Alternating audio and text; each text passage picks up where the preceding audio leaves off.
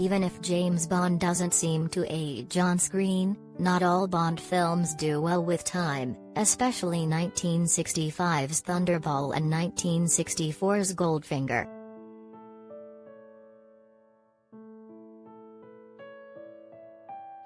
The latest Bond director Cary Fukunaga discussed what it's like ushering a Casanova character into a #MeToo era Hollywood in a New Hollywood Reporter interview published Wednesday.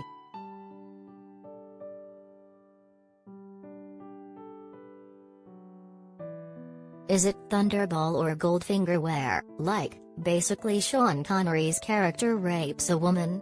Fukunaga said. She's like no, no, no, and he's like, yes, yes, yes. That wouldn't fly today.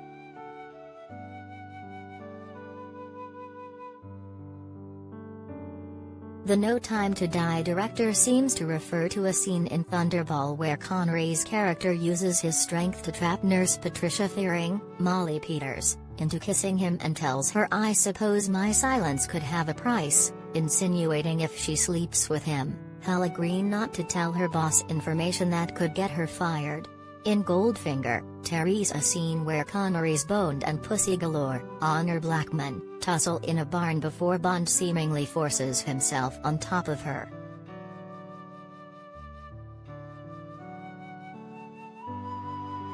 The Bond films have long received criticism for their problematic portrayal of women, not to mention the character's history of sexism and misogyny.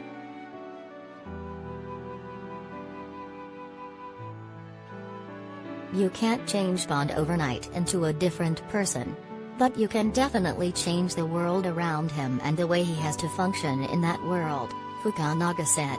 It's a story about a white man as a spy in this world, but you have to be willing to lean in and do the work to make the female characters more than just contrivances.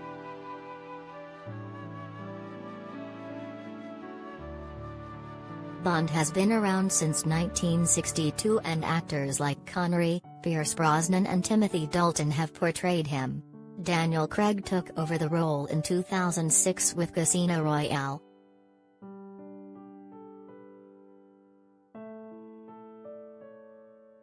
"9 minutes of James Bond's No Time to Die sees life at CinemaCon.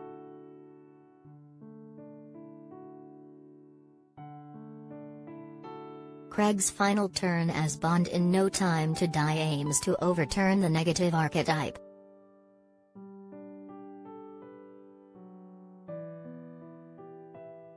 For starters, there is no Bond girl in No Time to Die, but rather a counterpart played by Lashana Lynch, who made history as the franchise's first black female 007 Nomi. But even Lynch had reservations about taking on the role.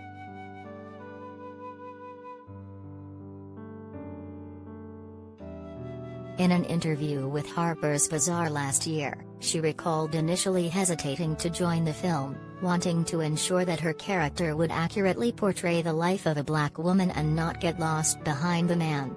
After meeting with director Fukunaga, producer Barbara Broccoli and writer Phoebe Waller-Bridge, the actress felt confident she would be able to portray a believable, non-two-dimensional person.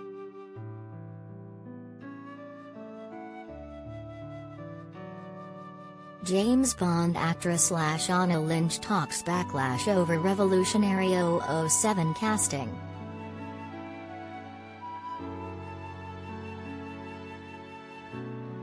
Cary had big discussions with Barbara and Daniel about how to give the female characters equity, how to keep them in charge of themselves, how to give them solo moments where the audience learns who they are, Lynch told The Hollywood Reporter in the Wednesday interview.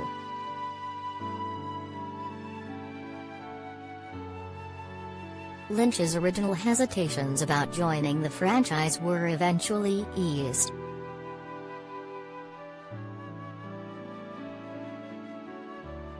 It was really important to empower the female characters as stand-alones.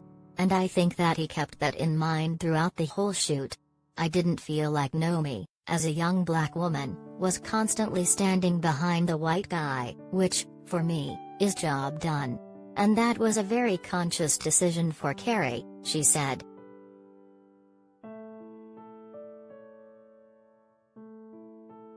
No Time to Die is expected in theaters on October 8.